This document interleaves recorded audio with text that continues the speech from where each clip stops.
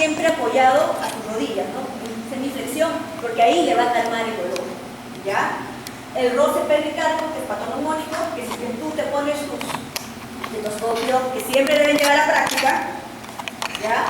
Vas a escuchar como si tuvieran los ojos de dos lijas. Y clarito, obviamente que en pacientes obesos y en pacientes que tengan taponamiento cardíaco masivo no lo va a hacer, pero siempre indican eso. Febrícula, se dice que hay fiebre, va a depender también del origen, de la etiología que sea la pericarditis, ¿no?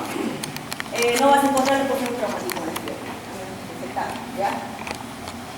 Y otras, por ejemplo, disnea, tos y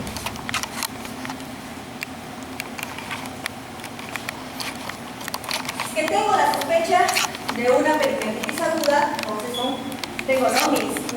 mis grandes, casi mis signos, roce pericárdico, dolor torácico, y tengo que ver, ¿no? Si es que yo veo o escucho en un paciente roce pericárdico y tiene dolor, entonces tengo que hacer un estudio principal, tengo que pedirle su hemograma, su bioquímica básica, la CPK, la CPK-MB y la troponina o la biografía de tórax. En casos urgentes, si fuera taponamiento cardíaco, disección aórtica, estado tóxico, miocarditis, tengo que pedir un ecocardiograma o igual estudiar, ¿no? qué origen es un estudio etiopatológico. Y también más eso tengo que ver alteraciones en el EKG. Es importante tomarle un EKG a este paciente. ¿Por qué? Porque inicialmente vamos a ver, como se ve en la figura, un ST cóncavo, ya generalizado, y un PCR descendido, ¿no? Para que se acuerden, ¿no? PCR descendido, ST cóncavo. Pero después esto se va a normalizar y va a aparecer una onda T negativa, como si fuera un infarto. ¿Ya?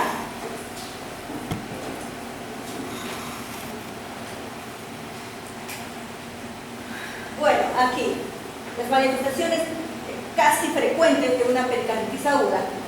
2 de estas, 4, se hace diagnóstico. ¿Ya? Dolor torácico pleurítico y postural y retroesternal. Entonces el paciente es claro, siempre se va a ir hacia adelante, incluso va a tratar de pegar las rodillas al pecho, porque duele. ¿Ya? El frote o fricción pericárdica, que lo vamos a escuchar, los cambios en el EKG, elevación difusa del ST y depresión del PCR y el derrame pericárdico. No todas las pericarditis hacen derrame pericárdico. Ojo, va a depender de la etiología. 2 de estas hacen el diagnóstico.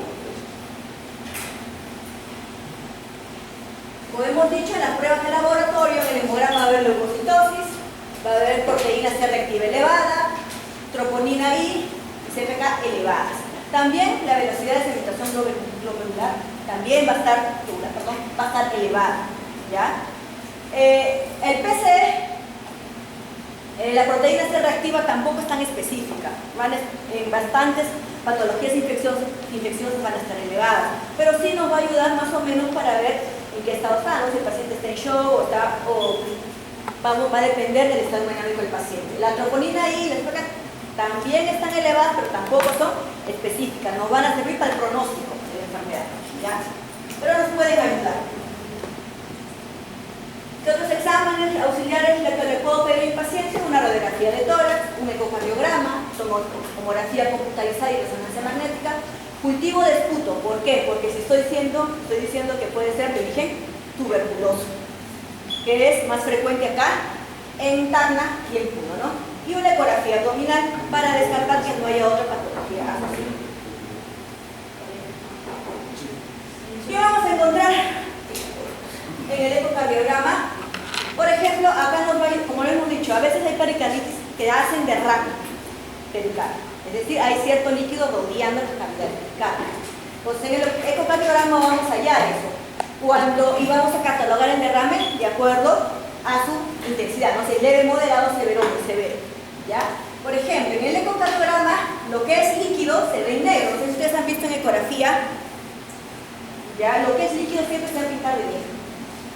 Ahí está señalando la flechita. ¿Pueden ver por aquí? El líquido que hay en el pericardio. Y aquí y acá. ¿Ya? Acá vemos el hemisferio izquierdo, acá el izquierdo. Entonces, aquí hay líquido. Como hemos dicho, no siempre las pericarditis hacen derrame, ¿ya? Entonces, si hubiera leve sería de 10, menos de 10 milímetros o menos de 100. Si es moderado, vamos a encontrar de 10 o menor de 100 a 500 mililitros. Y si es severo, menor a 500 mililitros. Muy severo, ya el corazón totalmente está en bajo riesgo. ¿Ya? También en la tomografía, acá, vamos a ver el grosor, nos han enseñado las flechitas, que pueden ver, grosor del pericardio. Grosor del pericardio. Mayormente, este grosor, esta pared se ve en 4 milímetros.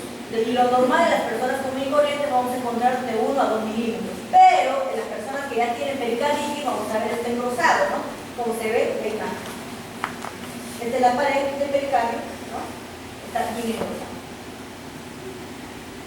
¿Qué diagnóstico diferencial? Con el infarto agudo del miocardio, ¿no? Por ejemplo, cuando ya está en la etapa aguda de la pericarditis, ya pasó, se tiende a normalizar el EKG y se negativiza la onda T. Entonces, si tú le sacas en ese momento al paciente, vas a pensar que es un infarto de miocardio, porque sí hay onda T negativa. ¿Ya? En la neumonía o neumonitis igual es un diagnóstico diferencial por el tipo de dolor. Ustedes han visto o han evaluado a un paciente con neumonía, ¿no? Me hinca, me punza como si estuvieran clavando. Es muy parecido el dolor a pericarditis. El tromboembolismo pulmonar, igual hay dolor, hay disnea y es muy parecido a una pericarditis. Igual los dolores torácicos parietales. Cuando hay golpe o lesiones a nivel de la familia costal, es muy doloroso. El paciente piensa también igual que si estuvieran clavando un cuchillo. Entonces también es un diagnóstico diferencial por el tipo de dolor. Otras enfermedades, por ejemplo, la miocarditis aguda, el neumotórax a tensión, que ahorita vamos a ver por qué, el neumopericardio, enfermedades por el flujo gastroesofágico, porque también les duele aquí en el epigastrio y a veces se va hacia el externa y el paciente no sabe decirte, ¿no? No sabe si es tu gastritis o no sabe si es una pericarditis o un infarto agudo del miocardio. Ojo, también los pacientes refieren, al igual que el infarto agudo del miocardio, que ese dolor también lo sienten en el brazo izquierdo, que se les duerme y se va hacia la espalda, así como un infarto agudo del miocardio. Es muy parecido. También, bueno, más alejados, la colecitis aguda, el herpes zóster. ¿Ya? Y con el herpes zóster tenemos que tener mucho cuidado, porque como ese dolor se ramifica en lo que es en las terminaciones nerviosas, hay que revisar bien al paciente, no vas a estar así tirando, me duele aquí, ya, infarto, ¿no? Levantas el pobre, está con la vesícula, y yo, qué roche. Por favor, hay que revisar al paciente, ¿ya? Y disección de la aorta, ha pasado. El tratamiento, como hemos dicho, la mayoría de los pacientes pueden ser tratados de manera ambulatoria. Solo se va a reservar el ingreso hospitalario a aquellos con alto riesgo de complicaciones o sospecha diagnóstica específica, que modificaría el tratamiento. El tratamiento también les diría que va de acuerdo a la etiología. Si sabemos que es viral, entonces les voy a dar tratamiento médico viral. Solamente un analgésico para el dolor y el resto va a pasar. Si sabemos que es de origen tuberculoso, tengo que tratar la tuberculosis, ¿no? Y es autoinmune también. ¿Ya? Pero acá hay criterios para hospitalizar al paciente. La gran mayoría de los pacientes que sufren pericarditis a veces ya la tienen de larga data y pueden tolerar la medicación en casa, descanso, a menos que se complique. ¿Cuándo lo voy a hospitalizar? Cuando tienes fiebre superior a 38 grados, cuando es una evolución subaguda, es decir, que sigue con su proceso, que sigue con signos clínicos por más de una semana. Cuando es un paciente inmunodeprimido, obviamente que sí, ¿no? Si fuera un paciente con VIH, tengo que hospitalizar. Aquellos pacientes que reciben tratamiento anticoagulante, o sea, a la gran mayoría de adultos mayores que tengan alguna patología. ¿Ya? Pericarditis secundarias a traumatismo, obviamente que esto es clínico, ¿no? Porque acá puede llegar al paciente a tener tratamiento quirúrgico. Y el miocarditis, cuando tenga derrame pericárdico grave o taponamiento cardíaco. Cuando haya falta de respuesta al tratamiento convencional con antiinflamatorios no esteroideos. ¿Qué medidas generales tengo? Se recomienda reposo casi absoluto mientras presenten los síntomas inflamatorios. Por ejemplo, cuando haya dolor y fiebre, ¿no? El reposo es relativo durante todo el proceso, limitándose actividades básicas de la vida diaria y trabajo. Entonces, acá le decimos el reposo relativo, que solo se levanta para ir al baño y para bañarse, ¿no? Pero además tiene que estar en reposo pasivo. En la práctica clínica es frecuente encontrar pacientes que refieren empeoramiento con los síntomas con el ejercicio, especialmente en la fase de retirada del paciente. Aquí está el tratamiento de la pericarditis aguda. Como hemos dicho, si sabemos la causa específica, por ejemplo, en la etiología, si fuera una colectopatías, obviamente que el tratamiento va a ser con esteroides. Si fuera turulencia, antibióticos, más drenaje pericárdico, ¿no? Porque si hubiera drenaje pericárdico. Tuberculosa, con el esquema de tuberculosis, urémica con diálisis, e hipotiroidismo con las hormonas tiroides. Pero, como casi el 90% son de origen viral o idiopática, el tratamiento es con aspirina, de 1 gramo cada 6 horas, vía oral o intravenosa, o indometacina de 25 a 50 miligramos vía oral. Pero también se ha agregado ahora último que también lo puedes tratar para el dolor con ibuprofeno o con ketorolaco. ¿Ya? El problema del ibuprofeno, porque estas son medicaciones de larga data, este paciente no va a estar una semana, va a estar 2 a 3 semanas con estos analgésicos. El problema del ibuprofeno, que puede desarrollar mi paciente gastritis, con el ketorolaco igual, ¿no? O hemorragias, o hacerme una hemorragia digestiva alta. Y también se ha probado, que acá todavía no lo he puesto en este esquema, pero la Sociedad Europea está probando con colchicina, que también lo hemos tratado en pacientes con COVID, cuando hacen pericarditis. Se da la colchicina de 0.5 a 1.2 miligramos, ¿ya? Y va muy bien. Mantener el tratamiento mientras dure el dolor y la fiebre y reducir la dosis progresivamente hasta retirarla en 3 semanas. Imagínate darle ketorolaco 3 semanes a un paciente. Viene con hemorragia digestiva baja y alta y confusión, ¿no? Entonces hay que tener mucho cuidado. Si hay ausencia de la respuesta, añadir otro aire o paracetamol. Acá incluyen el paracetamol porque, bueno, es menos gastrolesivo, ¿no? El ibuprofeno todavía lo puedes mantener, que es menos gastrolesivo que el ketorolaco o el ketoprofeno, ¿ya? Y evitar los corticoides cuando sabemos que es de origen viral o idiopático. Si ya sabemos que tenga una de estas causas, obviamente que el tratamiento va a ser esteroide. Ojo. La otra patología secundaria, qué bárbaro. No se olviden de la colchicina. Ojo, eso también, como digo, no está acá, pero ya está y se usa en pacientes con COVID. En pacientes con COVID, la pericarditis igual, el tratamiento es con analgésicos, aspirina, o también con colchicina. Indometacina también lo podemos poner. Me olvidaba. Lo malo de la aspirina, a mi paciente tengo que hacerle exámenes de laboratorio, sobre todo dosar. ¿Qué puedo dosar? ¿Qué hace la aspirina? Alarga la aspirina. Antiagregante plaquetario. Entonces tengo que ir chequeando eso a mi paciente, ¿no? Porque imagínate que este paciente vaya a ser operado. Me va a sangrar esa operación. ¿Ya? La segunda patología que vamos a tratar acá es el taponamiento cardíaco. Es un síndrome clínico, hemodinámico, en el cual se presenta una compresión cardíaca, lenta o súbita, ¿ya? Por acumulación en pericardio de líquido, coágulos, pus o sangre, producto de algún derrame, trauma o bien rotura cardíaca. Mayormente el taponamiento cardíaco en cirugía sí lo van a ver. ¿En quiénes? En pacientes politraumatizados. Ya, espero que no se olviden porque cuando ya hay emergencia va a haber pacientes politraumatizados casi todos los días. Y más de origen traumático vehicular, ¿no? Sobre todo los pacientes, y se dan cuenta, ¿no? Cuando ellos están manejando y no llevan cinturón de seguridad con el timón. Entonces son traumatismos torácicos cerrados y que probablemente hagan un taponamiento cardíaco por una lesión. ¿Ya? Pero se lleva una corona y auscultación. La presentación de este síndrome puede ir desde pequeños incrementos en la presión intrapericárdica sin repercusión clínica o hasta un cuadro de bajo gasto cardíaco y muerte. ¿En quiénes va a ir de pequeños incrementos? Por ejemplo, un paciente con tuberculosis, ¿no? Que va a ser un derrame pericárdico, pero lo hace crónico. Cada día se va llenando y no hay mayor repercusión hemodinámica, ¿no? Porque el cuerpo se va acostumbrando y va tolerando hasta que pues totalmente llega de calidad, pero eso lo hace en 1, 6, 2, 3 semanas, ¿no? Va a depender del tratamiento. Incluso ya le das y va a bajar.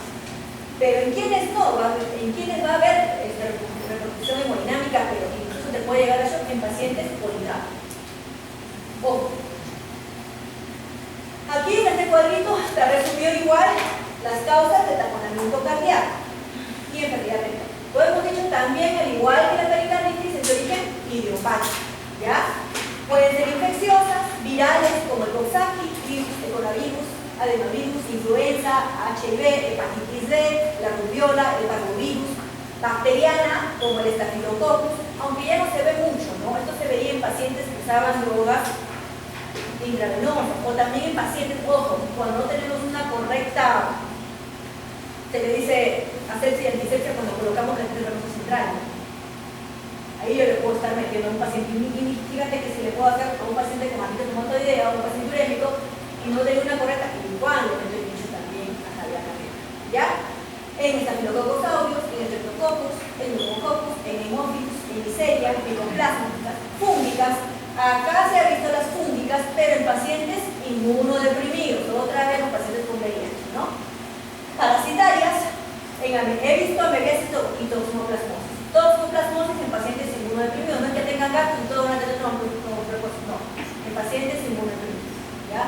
Endocarditis infecciosa con absceso o anillo valvular en pacientes que han recibido radiación, en neoplasias, por ejemplo, las que hacen metástasis al pulmón, mama, enfermedad de Hodgkin, leucemia o melanoma. Las primarias, la rhabdomyosarcoma, teratoma, fibroma, lipoma, leiomyoma y síndrome para neoplasia. Las cardíacas de origen pericarditis, síndrome de disección de aneurisma aórtico, pericarditis tempranas y de postinfarto a miocardio. Lo que yo más he visto es en trauma. Las demás, esas se ven más en medicina, ¿no? Son pacientes que, como les he dicho, hacen su taponamiento cardíaco de larga data y se vayan a poco a poco, ¿no? Pero las que me hacen así muy repentinos son de trauma. Por ejemplo, los contusos, los penetrantes, los iatrogénicos, acá, perforación por inserción de catéteres, resucitación cardiopulmonar otra vez o por cirugía coronográfica. Por favor, cuando aprendan a hacer RCP, háganlo muy bien. Porque no solo he encontrado traumas a nivel de corazón, sino también hacen fracturas costales, neumotoras de tensión, neumotoras, etc. ¿Ya? Y las autoinmunes, enfermedades reumáticas, el lupus, la artritis reumatoidea, la vasculitis, las fiebres reumatoideas, etc. De todas estas, toditas me van a dar opción a que sea un tratamiento, por lo menos que yo pueda pensar.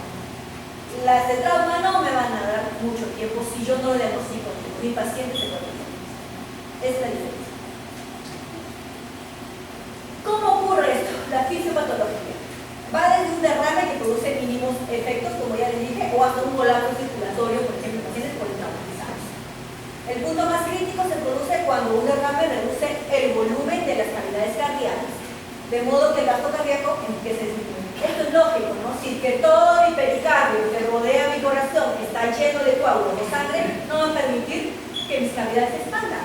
O sea, va a ir que se expandía así a las justas y no va a haber un buen retorno y todo lo demás va a ir disminuyendo, ¿no?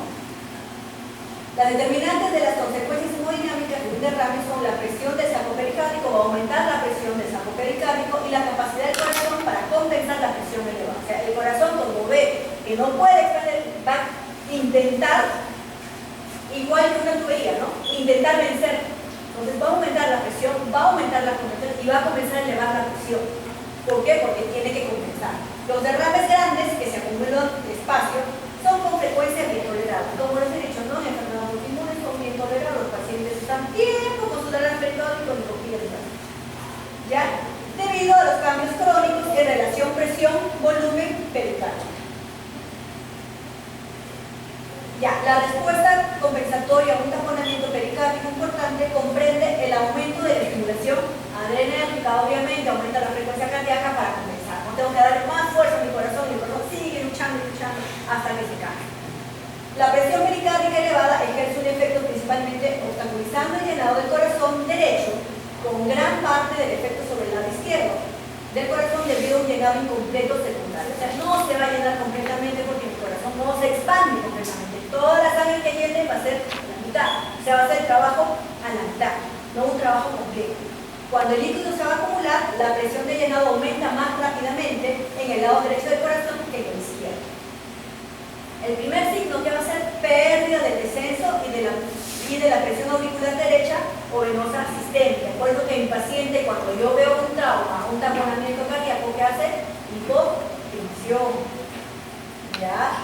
El segundo signo es el pulso paradójico. Una caída anormalmente grande en la presión arterial sistémica durante la inspiración, habitualmente definida como una caída mayor a 10 milímetros de mercurio en la presión sistémica. Entonces, mi paciente ya va a ser de hipotensión, ojo. Otras manifestaciones clínicas, el taponamiento cardíaco, el taponamiento pericárdico agudo se desarrolla en minutos y puede ser, como he dicho, trauma, ruptura del corazón o de la aorta o una complicación a un procedimiento diagnóstico o terapéutico. O sea, aquí, cuando el catéter no se trata mal puesto, al toque, ¿no? El paciente se descompensa, se impotencia, se taquicardia. ¿Ya? Otro signo, otra manifestación clínica, vamos a ver que el paciente entra en shock cardiogénico, con hipotensión, frialdad distal, cianosis periférica y bajo gasto urinario, que requiere de forma urgente la liberación de la presión pericárdica. Su forma de presentación súbita es dolor torácico, disnea y taquimia, así como una respiración de pulmón, ¿no? Profunda. No sé si ustedes han visto en pacientes que, por ejemplo, los pacientes que tienen coma diabético, profunda pero no casi superficial, profunda pero tratan con un esfuerzo como si estuvieran muriendo, ¿no? El pulso venoso yugular se eleva y los ruidos cardíacos se tornan hipofonéticos. ¿Cómo se llama eso? Triada de hipotensión, incurgitación yugular y ruidos hipofonéticos. Es muy común verlo en taponamiento cardíaco. Chicos, cuando ustedes hacen la valoración del paciente politraumatizado, eso es lo primero en mi evaluación primaria que debo fijarme, ¿no? ¿Por qué? Porque el taponamiento cardíaco, como hemos visto acá, si yo no logro tratarlo cuando veo o lo diagnostico muy grande un paciente, va a morir. Ya no tengo tiempo. Si fuera otro tipo de paciente, no es tuberculosis, ay, bueno, ya es otro invierno, cuando se invierno, no nos preocupamos tanto. Pero si me dicen un paciente politraumatizado que está como estos signos, tengo que inmediatamente hacer un tratamiento único, un tratamiento invasivo. O por ahí el residente le metió un catéter venoso central y bueno, doctora, ya, bueno, no es correcto. Es un paciente grave. La forma subaguda de taponamiento se presenta en días o semanas, pacientes con TBC, pacientes con VIH, no hay problema, es una forma más leve y menos dramática, me va a dar la oportunidad de tratar. Puede estar asociado con neoplasia, trastornos urémicos o etiología idiopática. Algunos pacientes pueden estar asintomáticos. A veces yo he visto pacientes con grandes derrames, bueno, no tan grandes, pero con derrames pericárdico, no le pasa nada. Tratamiento médico sea tuberculoso, pacientes en tuberculosis. Me mandan y de consulta, doctora, tiene severa ecografía líquido. ¿Cómo te paciente? Entonces, ¿cuál es el apuro? Entonces ya tranquilo, tratamiento de tuberculosis y eso también se va a ir absorbiendo, o sea, tampoco me preocupa. Obviamente que el paciente se me preocupa, pero no es para que yo en ese momento le haga algún tratamiento invasivo. ¿Ya? Pero al aumentar la presión, los síntomas como disnea, dolor torácico, edema periférico y fatiga, y a veces, como le hemos dicho, se va a presentar siempre hipotensión. El taponamiento cardíaco de presión baja se presenta en pacientes que tienen hipovolemia causada por un trauma y una diuresis aumentada. En el examen físico, ¿qué voy a encontrar? Taquicardia sinusal, que se observa en casi todos los pacientes e indica compromiso hemodinámico y refleja la necesidad de una intervención pronta, como es la pericardiocentesis. ¿Ya? Eso anteriormente lo hacíamos. Voy a explicar cómo lo hacemos. La taquicardia logra compensar el déficit del gasto cardíaco. Como hemos dicho, el corazón siempre trata de compensar. Y lo primero que hace es taquicardia, ¿no? Todos mis impulsos adrenérgicos, mi simpático está funcionando a mí para compensar mi corazón. Puede estar ausente en pacientes con bradicardia o con hipotiroidismo, ojo, ¿ya? Y se presenta un aumento de la presión venosa yugular y algunas veces se documenta como presión venosa. Sí lo van a ver claro acá. Porque también es un diagnóstico diferencial de una neumotórax tensión. ¿Ya? Pero ¿cuál es la diferencia? Con la neumotórax tensión, sí, pues los cardíacos van a estar bien, lo pueden escuchar, pero en el taponamiento cardíaco no. O van a estar muy alejados o aquí. Entonces es una forma de diferenciar. ¿Ya? El pulso paradójico es un hallazgo común en taponamiento cardíaco moderado o severo y este pulso es generado por la interferencia ventricular. El roce pericárdico puede detectarse en taponamiento cardíaco debido a una pericarditis. La evaluación, si es que tenemos tiempo, se le puede hacer un electrocardiograma que va a revelar una taquicardia sinusal de bajo voltaje, un QRS, una amplitud menor a 0.5, obviamente no está latiendo bien, no está expandiendo bien mi corazón, por ende mi QRS también está bajito, es lógico. La radiografía del tórax, a veces, bueno, sí he visto, puede mostrar cardiomegalia con campos tumorales limpios. No hay derrame pulmonar, pero sí megalia. Este corazón que parece un corazonzote, este señor es bien bueno, ¿no? Una botota ahí, ¿ya? El ensanchamiento de la silueta cardíaca no se verá en taponamiento agudo porque se requiere por lo menos que haya 200 milímetros. Si hay 100 no se va a ver en la radiografía. ¿Qué me va a ayudar? El champurrado. Para que se ensanche. Otra evaluación, los datos ecográficos sí me van a ayudar, ¿no? El ecocardiograma, la ecografía, el radiólogo me puede ayudar bastante en esto, ¿ya? Hay colapso de las cámaras cardíacas, aquí, acá ven el corazoncillo, ¿no? Estas son las cámaras cardíacas. Alteración del volumen y flujos con la mecánica respiratoria y alteraciones de la vena cava inferior. El colapso del atrio derecho se produce en diástole y este signo es muy sensible y específico si se extiende más allá del tercio de la capacidad del ciclo cardíaco. Eso lo va a ver muy bien el cardiólogo en un ecocardiograma. Le va a decir, montenciso de este método y mira cómo se va cortando la sístole y la diástole para compensar. En la tomografía y la resonancia magnética, así se ve el derrame pericárdico. Hoy se ve más bonito, ¿no es cierto? Todo esto, mira, este es líquido. Aquí acá, cerca. No sé si lo logran ver. Este es líquido. Alrededor. Puede ser sangre, puede ser líquido, me parece más sangre. ¿Ya? Hay distensión de las venas cavas, ¿ya? Y compresión de las cámaras cardíacas. El corazón no está completamente tendido, incluso hay líquido en el interventricular, ¿no? Reflujo de la vena sigos y de la vena cava inferior. Como hemos dicho, el diagnóstico es el examen físico e historia clínica. Si yo veo un paciente que ha sufrido un accidente de tránsito, no llevaba como cinturón de seguridad y choca con el maniobro, voy a pensar pues que está haciendo probablemente un taponamiento cardíaco.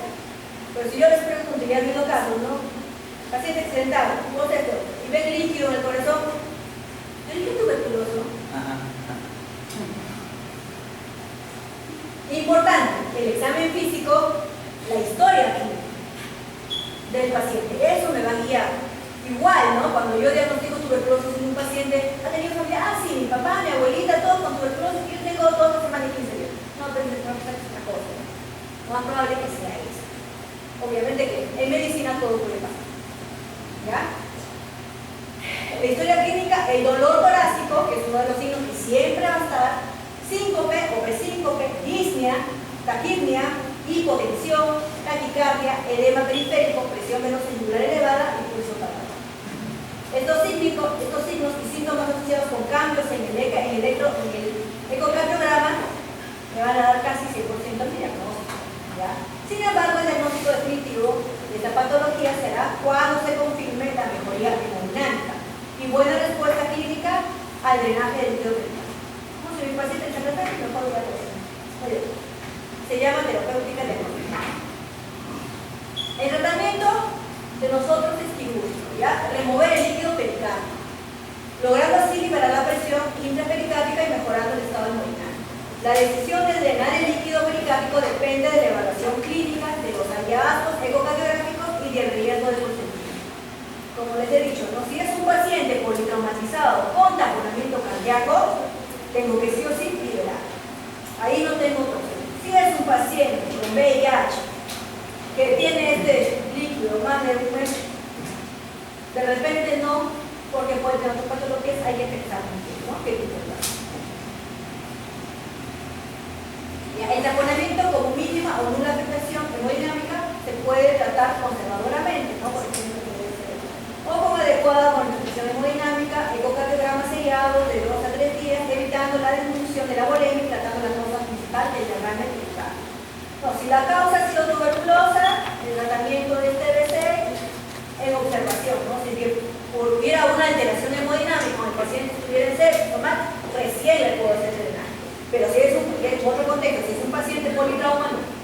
tengo que liberar sí o sí en ese momento la cavidad cardíaca. ¿Cómo se hace? El procedimiento se llama pericardiocentesis.